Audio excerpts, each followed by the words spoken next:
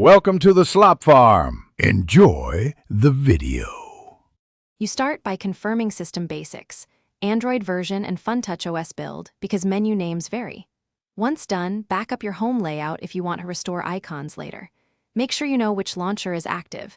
Vivo often uses FunTouch stock launcher. Now open Settings, tap Apps or App Management, and locate the default launcher app. This is where the home screen ads are usually controlled. This first step gets you directly to the controls you need. Don't skip it. Next, tap the launcher app and inspect notifications, permissions, and special app access. You want to disable home screen recommendations, personalized ads, and advertising ID access if present. This cuts targeted ads. If ads persist, go to individual system apps, Vivo Themes, Browser, or System Manager, and turn off promotional notifications and suggestions. Also, revoke unnecessary permissions for data access. Doing so prevents these apps from pushing content to your home.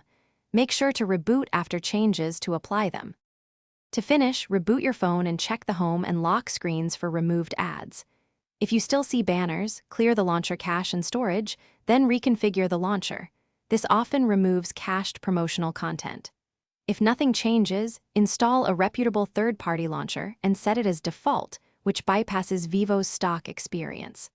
If all else fails, a factory reset removes stubborn system-level promos. Backup data first. Troubleshooting tip: if ads reappear. Thanks for watching. Consider subscribing if we helped you today.